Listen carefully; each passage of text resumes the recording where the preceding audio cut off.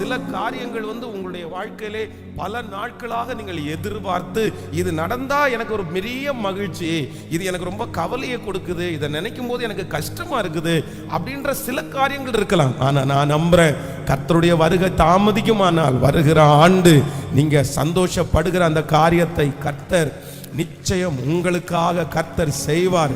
இந்த ஆண்டு முடிகிறதற்குள்ள அதனுடைய கையளவு மேகத்தை நீங்கள் பார்ப்பீர்கள். முழு பலத்தோட கைகளை தட்டி ஆமென், அந்த காரியம் நடக்கும் இயேசுவின் நாமத்தினால. இப்பொழுது கரங்களை தட்டி கொண்டு இருக்கும் போதே அதற்கு விரோதமாய் போராடுகிற எல்லா அசுபங்கள் இயேசுவின் நாமத்தில் உடைவதாக. அந்த சந்தோஷத்தை பெற்றுக்கொள்ள முடியாமல் இப்பொழுது தடையா இருக்கிற அந்த தடை கற்கள் இயேசுவின் நாமத்தில் இப்பொழுது தடைகளை உடைக்கிறவர் எங்களுக்கு முன்னே போய் அந்த தடைகள் உடைக்கப்படட்டும், தடைகள் உடைக்கப்படட்டும். எங்கள் பிள்ளைகள் மகிழ்ச்சியாக்க விடாதபடி இருக்கிற தடைகள் இயேசுவின் நாமத்தில் உடைவதாக கர்த்தர் நிச்சயமாய் கர்த்தர் நம்மளை மகிழ்ச்சியாக்குகிற கர்த்தர். கண்ணீரோடு விதைக்கிற நீங்கள் கம்பீரத்தோடு அறுப்பீர்கள். வேதம் எல்லா இடத்திலும் இன்று நீங்கள் துக்கப்படுவீர்கள், ஆனால் கர்த்தர் சொல்கிறார் உங்கள் துக்கம் சந்தோஷமாய் மாறும். அப்போ நம்முடைய வாழ்க்கையில என்ன நெகட்டிவா நடந்தாலும், என்ன தீமையா நடந்தாலும், ஒரு ஆண்டவருடைய பிள்ளைக்கு ஒரு அறிவு வேணும். என்ன அறிவு வேணும் அப்படின்னா, நான் இன்னைக்கு இப்படி இந்த சூழ்நிலையில் நான் இருக்கிறேன், இந்த சூழ்நிலையை கர்த்தர் சீக்கிரமா என்ன பண்ணுவாருன்னா, கர்த்தர் தலைகீழாய் மாற்றுவதற்கு கர்த்தர் வல்லவர்.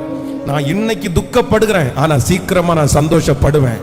இன்னைக்கு நான் அவமானப்படுறேன், ஆனா சீக்கிரமா நான் அங்கீகரிக்கப்படுவேன். இன்னைக்கு நான் புறக்கணிக்கப்படுறேன், ஆனா சீக்கிரமா நான் தேடப்படுவேன். எத்தனை பேரை ஆமோதிக்க முடியும்? ஆமென். இன்னைக்கு நான் கண்ணீர் வடிக்கிறேன், ஆனால் கர்த்தர் அநேகருடைய கண்ணீரை துடைக்கிற அளவிற்கு கர்த்தர் என்னை நடத்துவதற்கு வல்லவராய் இருக்கிறார். அப்போ ஒரு சிச்சுவேஷனுக்குள்ள ஒரு ஆண்டவருடைய பிள்ளை கடந்து போகும்போது ஒன்று எப்பொழுதும் நினைக்கணும், இந்த பாதையில போகிற என்ன கர்த்தர் இந்த பாதையிலே என்னை வழி நடத்துகிற என்னை கண்டிப்பாக நன்மையான பாதையிலே கர்த்தர் வழி நடத்துவார். வனாந்தரத்தை மட்டும் இஸ்ரவேல் ஜனங்களுக்கு கர்த்தர் ப்ராமிஸ் பண்ணல, உன்னை வனாந்தரத்தில் நான் நடத்துவேன், நீ வனாந்தரத்தை பார்ப்ப, நீ வனாந்தரத்தில் ஆகாரம் புசிப்ப அப்படின்னு மட்டும் ஆண்டவர் சொல்லல. கர்த்தர் இஸ்ரவேல் ஜனத்தை பார்த்து என்ன சொன்னார் அப்படின்னு சொன்னா, நீ வனாந்தரத்தில் நடக்கிற, நீ வனாந்தரத்தில் சாப்பிடுற, நீ வனாந்தரத்தில் தூங்குற, ஆனா ஒரு நாள் நான் உன்னை கானானிலே நடக்க பண்ணுவேன். ஒரு நாள் உன்னை கானானிலே நான் உணவு உண்ண வைப்பேன். ஒரு நாள் கானானிலே பயப்படுத்துவார் இல்லாமல் உன்னை அங்கு சுகமாய் நான் தங்க வைப்பேன். ஒரு நாள் கானானுடைய தண்ணீரை நீ குடிப்பாய் என்று கர்த்தர் வாக்கு கொடுத்தது போல இந்த சத்தத்தை கேட்டு கொண்டிருக்கிற ஒவ்வொருவருக்கும் கர்த்தர் தீர்க்க தரிசனமாய் வாக்கு கொடுக்கிறார். இன்று நீங்கள் பார்க்கிற இந்த காரியத்திற்கு எதிர்மறையாய் கர்த்தர் உங்களை நடத்துவதற்கு கர்த்தர் வல்லவராய் இருக்கிறார். துன்பத்தை பார்க்கிற உங்களுக்கு ஒரு மகிழ்ச்சி உண்டு, அவமானத்தை பார்க்கிற உங்களுக்கு ஒரு அங்கீகாரம் நிச்சயமாய் உண்டு. கர்த்தராகிய ஆண்டவர் வாக்கு கொடுக்கிறார். இன்று நீங்கள் எதை பார்க்கிறீர்களோ, இன்று எதன் வழியாய் கர்த்தர் உங்களை நடத்துகிறாரோ, இன்றைக்கு எந்த பாதையில ஆண்டவர் உங்களை டிராவல் பண்ண வைக்கிறாரோ, இதே பாதைக்கு ஆப்போசிட்டா, இதே பாதையினுடைய முடிவில் ஆண்டவர் மறுபடியும் உங்களை என்ன பண்ணுவார்னா, கர்த்தர் இன்னொரு பாதையிலையும் நடத்துவதற்கு கர்த்தர் வல்லவராயிருக்கிறார். அவருடைய அஜெண்டா, அவருடைய பிரயாணம், அவர் நமக்கு வச்சிருக்கிறது எல்லாமே எப்படி வச்சிருக்கிறாருன்னா, அவ்வளவுதான். இந்த மாதிரி தான். ஒரு வனாந்திரம் வந்துச்சுன்னா ஒரு வயல்வெளி வரும். ஆமேன் சொல்லுங்கள். ஒரு மேடு வருமானால் ஒரு பள்ளம் வரும். ஒரு பள்ளம் வருமானால் ஒரு உயர்வான இடம் நமக்காக இருக்கும். இதை கர்த்தர் நமக்கு அவரை நேசிக்கிற பிள்ளைகளுக்கு ஆண்டவர் ரொம்ப அழகா அதை டிசைன் பண்ணி வச்சிருக்கிறாரு. எதுக்காக அப்படின்னு சொன்னா, அது நமக்கு தேவை என்கிறதுக்காக தான் வச்சிருக்கிறாரு. பாருங்களேன், நான் அடிக்கடி சொல்லுவேன், இந்த பாவக்காய் இருக்கு பாருங்களேன், இந்த பாவக்காவை சின்ன வயசுல நீங்க உங்க பிள்ளைகளுக்கு பாவக்காய் சமைச்சு கொடுங்க.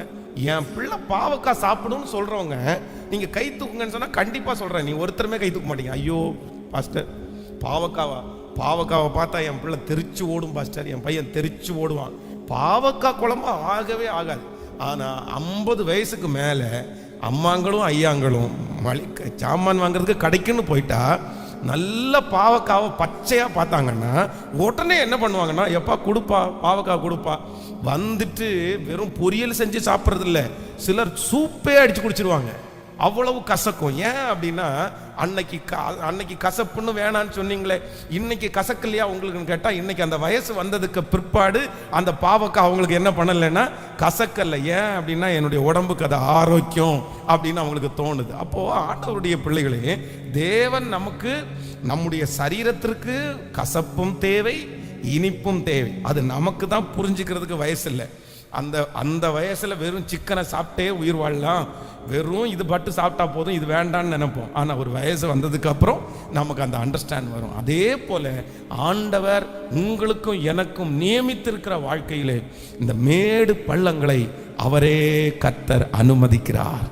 அவர் அனுமதிக்கிற எல்லா மேடுகளும் பள்ளங்களும் என்னை நிர்மூலமாக்குவதற்காக அல்ல, என்னை அழிப்பதற்காக அல்ல, என்னை ஊன்ற கட்டி என்னை பலப்படுத்தி கண்ணீரை பார்க்கிற எனக்கு சந்தோஷத்தை பார்க்க வைக்கும்படியாக நம்புறவங்க கரங்களை மேல தட்டி ஹல்லேலூயா, ஹல்லேலூயா, ஹல்லேலூயா, ஹல்லேலூயா.